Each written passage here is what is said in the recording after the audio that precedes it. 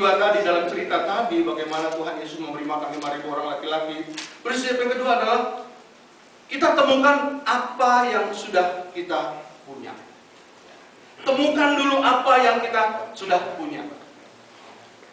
Kalau kita mau melihat mujizat, kita lihat dalam diri kita. Kita sudah punya modal apa? Orang kerja, orang bisnis punya modal. Nah, kita punya modal apa? Iman. Ya. Amin. Yesus katakan, berapa roti yang kamu punya? 5.000 laki-laki. Perhitungan para teolog, saya sih cuma 16.000. Tapi ada yang hitung lebih dari 25.000. Nah, 25.000 orang mau kasih makan. Kamu punya apa? Ya, saya cuma punya 5 roti sama 2 ekor ikan. Tapi mana cukup dari yang kecil itu. Kalau kita taruh dalam tangan Tuhan, Amin. semua akan cukup. Amin. Tuhan dapat melakukan segala perkara. Di sini yang kita mau lihat bahwa Tuhan mau kerjasama dengan kita. Tuhan mau kita bersama-sama ambil bagian. Tuhan bisa buat semuanya. Saudara tahu di dalam Alkitab, saya hanya menemukan 2 kali Tuhan kerja sendiri. Yang pertama, waktu Tuhan menciptakan langit dan bumi. Yang kedua, waktu Yesus bangkit dari kematian.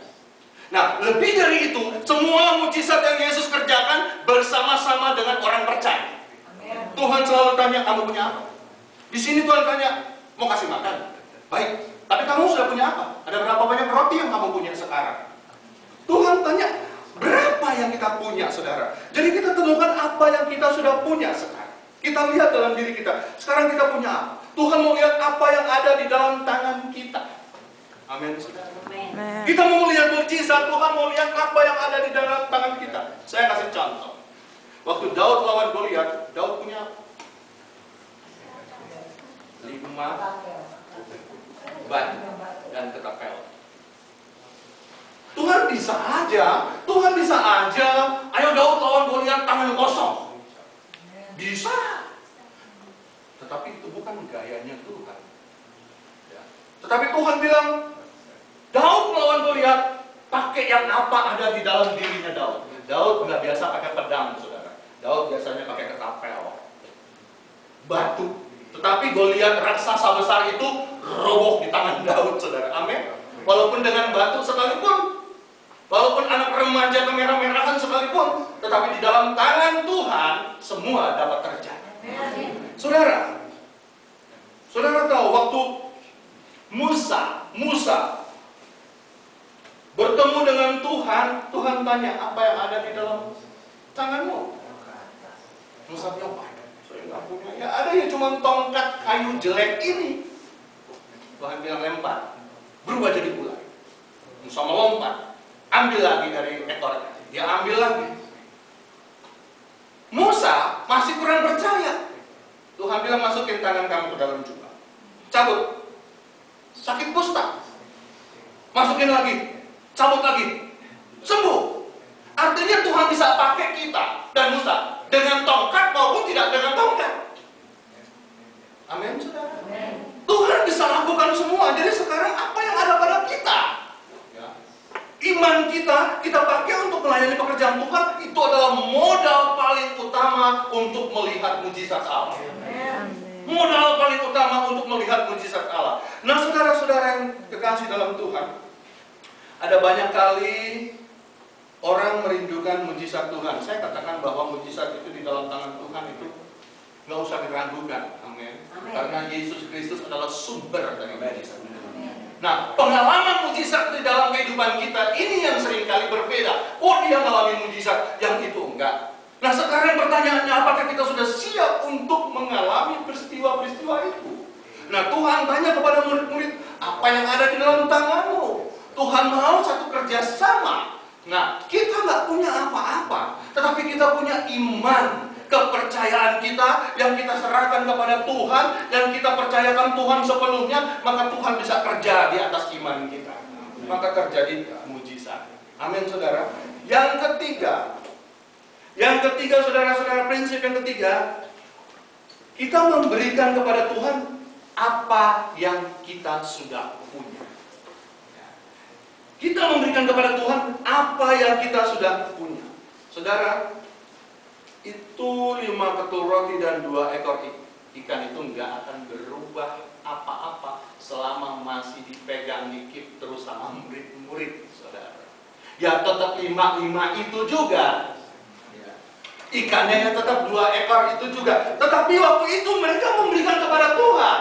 Mereka bawa 5, ya ini Tuhan, ya 5.000 orang laki-laki, 25.000 orang jumlahnya dengan anak-anak dan istri-istri mereka. Nah, tapi adanya cuma ini Tuhan. Tetapi waktu sampai di tangan Tuhan, saudara, amin, mujizat terjadi. Sampai di tangan Tuhan mujizat terjadi. Artinya apa? Mujizat itu terjadi di dalam tangan Yesus Kristus, bukan di dalam tangan pendeta. Waktu kita berdoa di dalam nama Yesus, berarti kita menyerahkan orang ini kepada Tuhan. Dan Tuhan akan bekerja di atas itu. Kita bawa orang ini kepada Tuhan, dan Tuhan akan bekerja di atas iman kita. Tuhan adalah sumber dari mujizat-mujizat itu. Nah, saudara-saudara yang terkasih dalam Tuhan, itu hal yang ketiga. Kita memberikan apa yang ada di dalam tangan kita, apa yang kita sudah punya. Tuhan selalu mau kerjasama. Satu kebangkitan yang terjadi luar biasa kepada Lazarus, tetapi Tuhan katakan, gulingkan batu itu.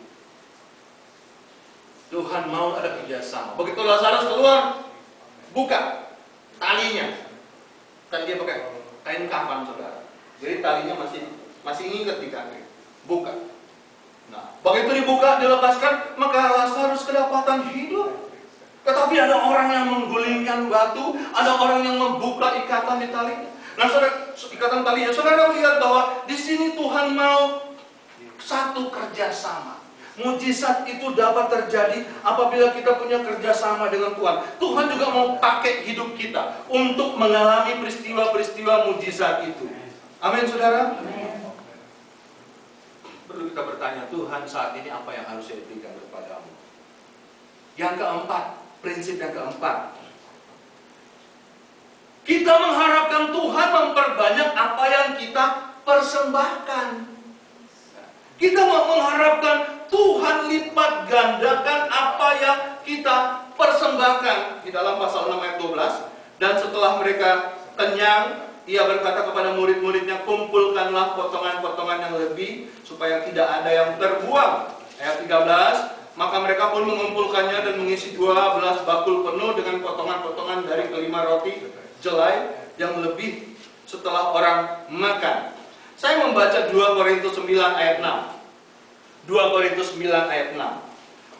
Orang yang menabur sedikit akan menuai sedikit juga, dan orang yang menabur banyak akan menuai banyak juga. Amin.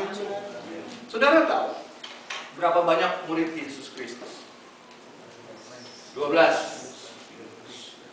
Berapa banyak bakul? 12. Jadi murid-murid ini membagi-bagikan roti di ribuan orang, saudara. Saudara bayangkan, saya mau tanya, Bu Gerta suka masak, Bu Yeti suka masak. 12 orang masak untuk 25.000 orang berapa lama waktu diperlu itu?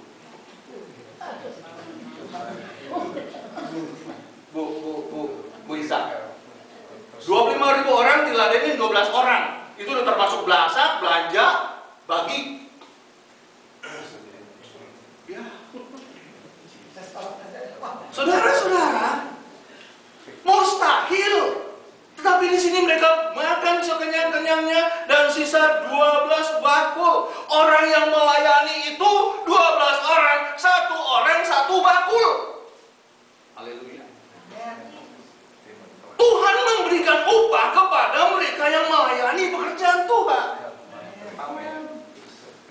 Dari yang 5 ketul roti 2 ekor ikan, ya mungkin dengan bingung mereka jalan. Ya udah, Tuhan suruh ya bikin seperti waktu terjadi mujizat di Kana. Tuhan suruh ya bikin. Ya mau kali-kalian sama Tuhan, mau berlogika sama Tuhan.